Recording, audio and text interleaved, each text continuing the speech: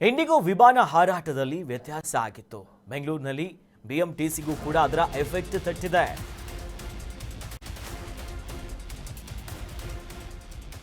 IndiGo ವಿಮಾನದ ಹಾರಾಟದಲ್ಲಿ ವ್ಯತ್ಯಾಸಗಳಾಗಿತ್ತು. ದೇಶದೆಲ್ಲೆಡೆ ಇದರ ಎಫೆಕ್ಟ್ ಇದೆಯಲ್ಲ, ಇದು ಬಿಎಂಟಿಸಿಗೂ ಕೂಡ ತಟ್ಟಿದೆ.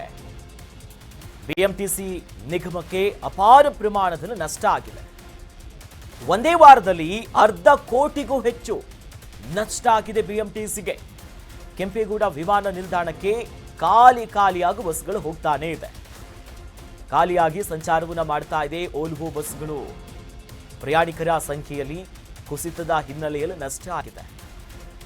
ನೋಡಿ, ಕಳೆದ ಕೆಲ ದಿನಗಳಿಂದ ನಿರಂತರವಾಗಿ ನಾವು ನೋಡಿದ್ವಿ, ದೇಶದೆಲ್ಲೆಡೆ ಇಂಡಿಗೋ ವಿಮಾನಗಳ ಹಾರಾಟದಲ್ಲಿ ವ್ಯತ್ಯಾಸಗಳಾಗಿತ್ತು.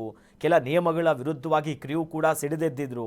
ನಂತರದಲ್ಲಿ ಸರ್ಕಾರವು ಕೂಡ ಮಧ್ಯಪ್ರವೇಶಿಸಿ ಅಲ್ಲಿ ಏನು ಸಮಸ್ಯೆ ಅನ್ನೋದ್ರ ಬಗ್ಗೆ ಗಮನ ಹರಿಸಿ ಈಗ ಸ್ವಲ್ಪ ಮಟ್ಟಿಗೆ ಚೇತರಿಸಿಕೊಳ್ತಾ ಇದೆ, ಹಾರಾಟಗಳನ್ನ ಶುರು ಮಾಡಿದೆ. ಬಟ್ ಇದರ ಎಫೆಕ್ಟ್ ಎಷ್ಟರ ಮಟ್ಟಿಗಿತ್ತು ಅಂತಂದ್ರೆ, ನಮ್ಮ ಬೆಂಗಳೂರಿನ ಅಂತಾರಾಷ್ಟ್ರೀಯ ವಿಮಾನದಲ್ಲಿ ಅತಿ ಹೆಚ್ಚಿನ ಸಂಖ್ಯೆಯಲ್ಲಿ ಅದರ ಪರಿಣಾಮಗಳು ಬಿದ್ದಿತ್ತು. ಒಂದು, ಪ್ರಯಾಣಿಕರು ಒದ್ದಾಡ್ತಿದ್ರು. ಮತ್ತೊಂದು ಕಡೆ ಹೆಚ್ಚಿನ ಜನ ಬಿಎಂಟಿಸಿ ಓಲ್ವೋ ಬಸ್ಗಳ ಮೂಲಕವಾಗಿ ಬೆಂಗಳೂರಿನ ನಾನಾ ಭಾಗದಿಂದ ಏರ್ಪೋರ್ಟ್ಗೆ ಹೋಗ್ತಾ ಇದ್ರು, ಬರ್ತಾ ಇದ್ರು. ಆದರೆ ಈಗ ಸದ್ಯ ಬಂದಿರುವಂಥ ಒಂದು ಮಾಹಿತಿಯ ಪ್ರಕಾರ ಒಂದೇ ವಾರದಲ್ಲಿ 1/2 ಕೋಟಿಗೂ ಹೆಚ್ಚು ನಷ್ಟ ಆಗಿದೆ. ಎಲ್ಲ ಬಸ್ಗಳು ಖಾಲಿಯಾಗಿ ಓಡಾಡ್ತಿದೆ.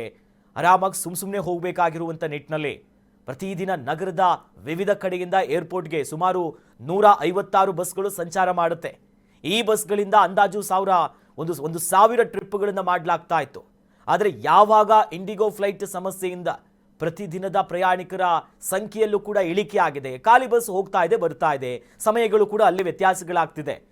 ಪ್ರತಿದಿನ ಸುಮಾರು 2,000 ಪ್ರಯಾಣಿಕರ ಸಂಖ್ಯೆ ಕಡಿಮೆ.